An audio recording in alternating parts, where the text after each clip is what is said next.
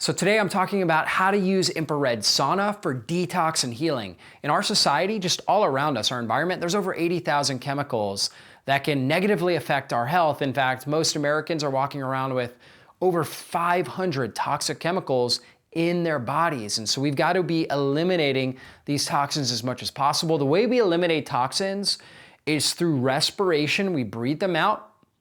Through perspiration, we sweat them out. Through urination, and through defecation, so we pee and poop them out. So we need to make sure all those pathways are working well. Most people are not perspiring very well. In fact, lack of perspiration is actually a sign that these detox channels, these drainage pathways are blocked up. And so doing things that actively get you sweating on a regular basis keeps that perspiration pathway working well. So exercise can help us sweat, but also getting into a lot of heat, like using some sort of sauna. And there's a difference between infrared sauna and then your typical high heat dry saunas or your steam saunas. So the difference is that infrared comes from the natural spectrum of light. In fact, you don't see it. It's an invisible form of light, but it comes from the sun. So it's kind of like being out in the sun, and it's a deep penetrating heat. So it penetrates deep within the body, whereas your typical dry sauna and your steam sauna, those are more superficial heat. So they're not penetrating as deep. They're still getting you really, really hot, just not penetrating as deep into the system.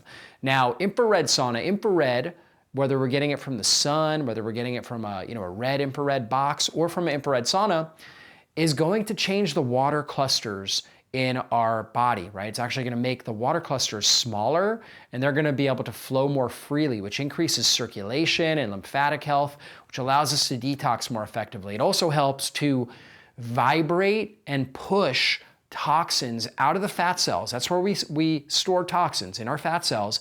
It helps to vibrate and create a gradient change and push these toxins into the bloodstream, where we can now bring them to the liver and package them up, whether it's in our urine or in our stool, right, in the bile, in our stool, or in our, through our respiration or through our perspiration, to be able to be removed as, toxins that we're eliminating. And so the change in the water clusters has a really big impact on how nutrients are being delivered to cells and how toxins are being released. So it increases nutrient delivery and also increases toxic removal from cells, which is gonna overall improve our cellular function. On top of that, infrared stimulates mitochondrial melatonin production. Now we think about melatonin, we think about sleep, but in the mitochondria, melatonin is a really powerful antioxidant.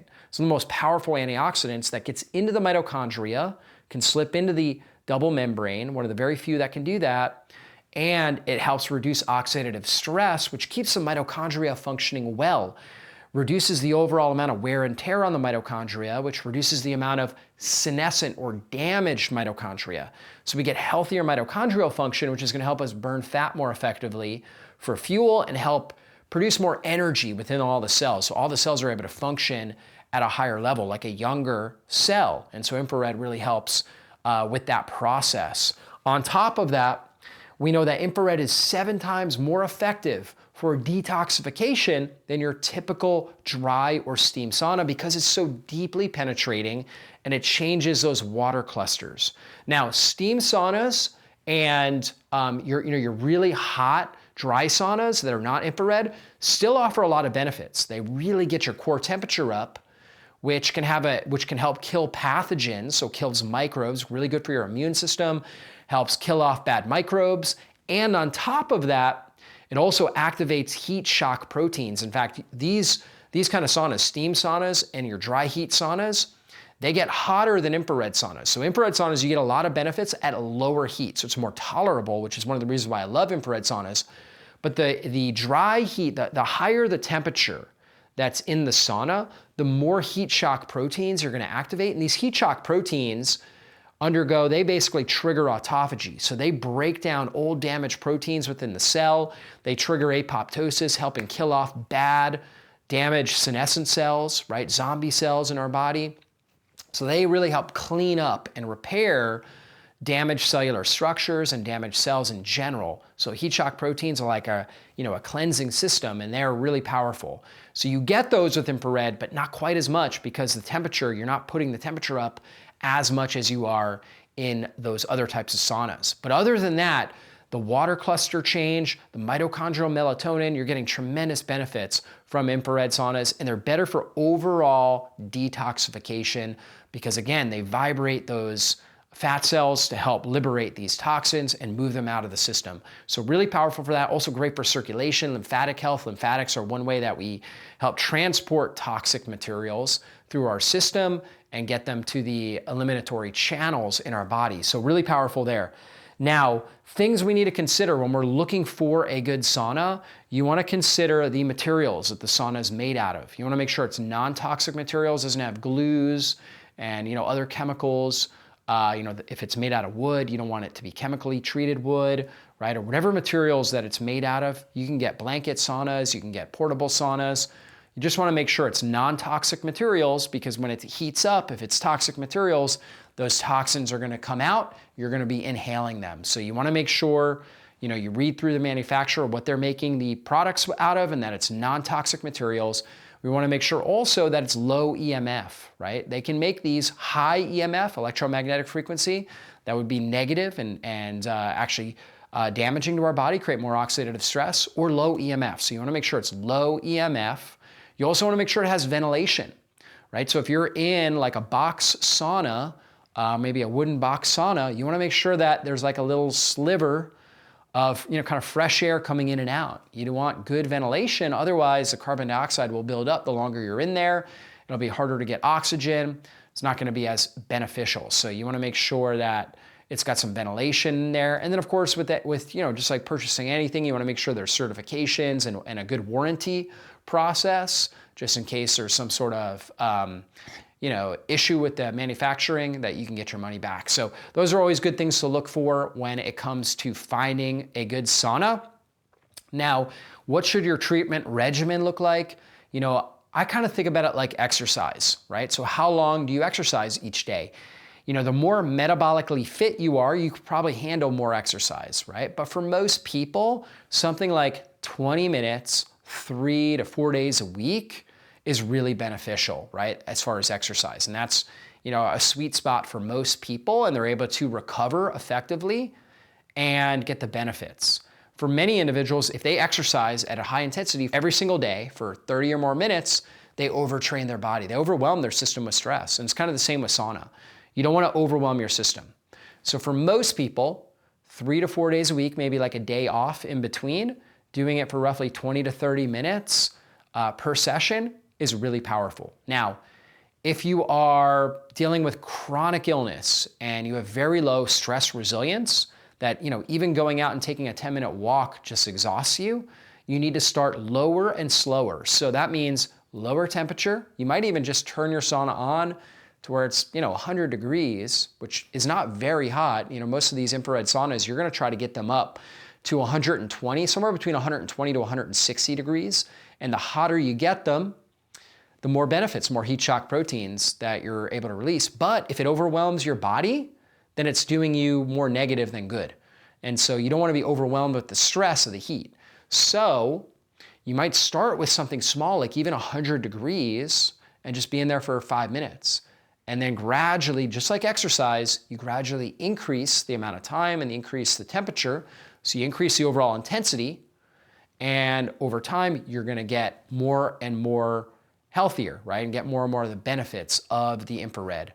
So that's a good place to start, right? Just start slow, low and slow. If you are very metabolically fit, you're exercising regularly, you can get that temperature up to 140, 145 degrees and, stay in there for 20 to 30 minutes and just see how your body recovers. Make sure you're well hydrated, obviously, before you go in.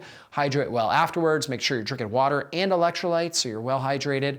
That's always key, pre and post, right? To get the best benefits of the sauna. Now, when do you use the sauna and what are some other additional strategies? Well, in the beginning, I would just recommend using it like in the morning or at night, away from exercise, right? So you don't stack those stressors on your body and overwhelm your system.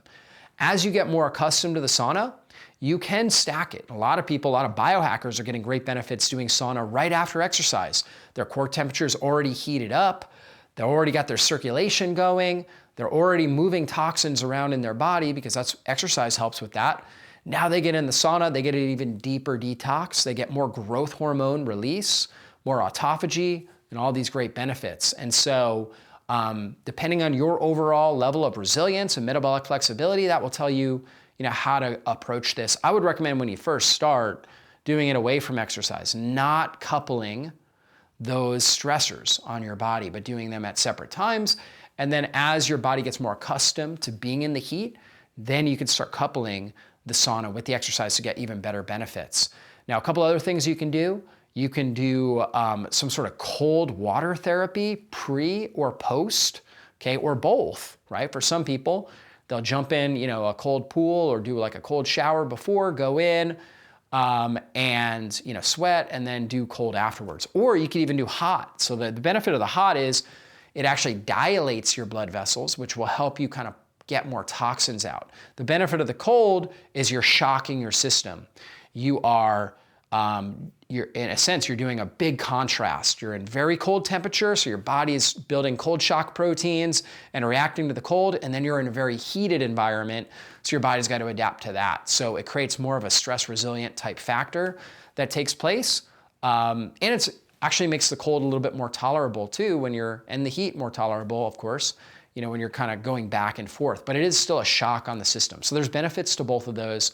Also, doing things to help support liver health beforehand can be really beneficial to help your body prepare and package more toxins, whether it's taking things like milk thistle or TUDCA, glutathione boosting agents like N-acetylcysteine or liposomal glutathione can all be really, really beneficial. Taking that before.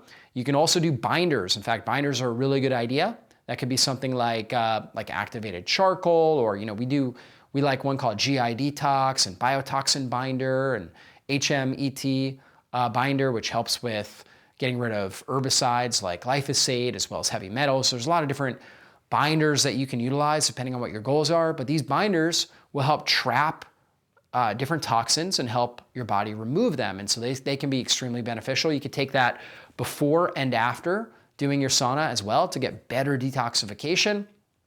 And then finally, dry brushing. So taking a soft bristle brush and dry brushing your skin, basically starting from your heart, moving towards your extremities, will help open up the skin channel to allow more toxins to be released from perspiration. It will also help stimulate circulation and lymphatics so you get better overall detoxification. So you can dry brush right before you get in the sauna to get even better detoxification benefits. So hopefully this was very beneficial and gave you a lot of value, a lot to think about when it comes to using sauna. Sauna is something I think is extremely powerful for detoxification and overall cellular health and circulation, something I think really just about everybody should be attempting to utilize on a regular basis to really optimize their overall health. Hey, if you enjoyed this video, be sure to check out my channel, browse the various videos that I've done on similar topics, and also make sure you subscribe to my channel and hit the bell button. That way you get notified whenever I put up a new video training. Thanks so much for being a part of our community here, and I really hope you enjoy the videos that we're putting out on a regular basis. Be blessed.